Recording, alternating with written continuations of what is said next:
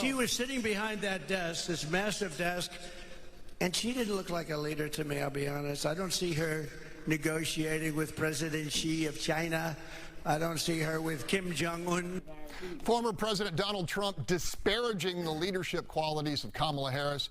Critics, which comes as his support among women has dropped off in the polls, and also during a week when he was targeted with a superseding federal indictment related to his alleged role in the January 6th attack on the Capitol. Panel, it bears mentioning that Mr. Trump's sentencing in the New York hush money case is set for September 18th. None of these developments taken individually are likely to move the needle, but collectively, could they matter in a close race that's gotten closer, Charles?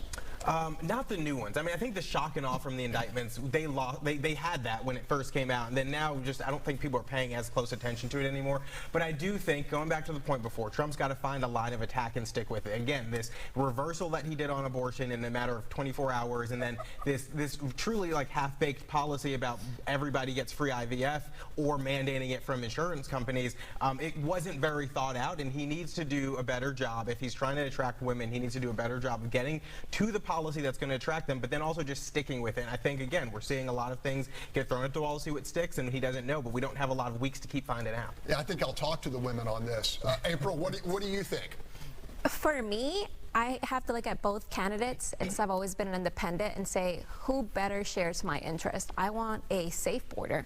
I want to, if somebody harms me, I want those people prosecuted. And honestly, for me as a woman, abortion's not really on the forefront. IVF is not really on the forefront of things. I want to be able to afford groceries like I used to. You know, people really want core services from their government. And as far as this political prosecution, we're the laughingstock of the globe. As while we're fighting each other, Democrats and Republicans, globally, we're not looking good. All right.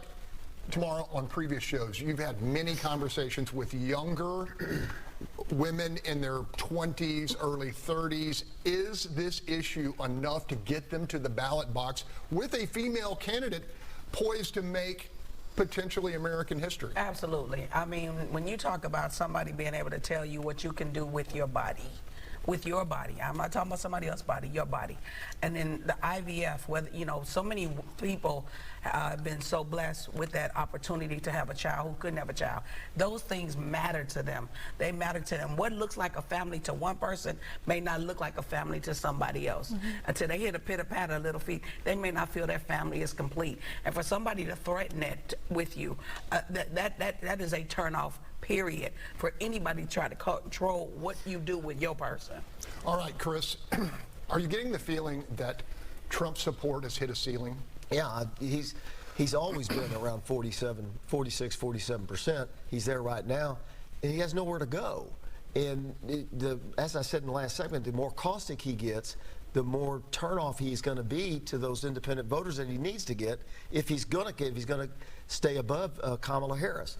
She's eclipsed him in all the battleground states, or equal or eclipsed him in the battleground states, and he's getting more and more caustic. This IVF idea is never going to fly. He's never even going to propose it if he wins. Everybody knows that. So these things that he's doing are not the things that need to be done to get him past that 47% that he's at right now. All right.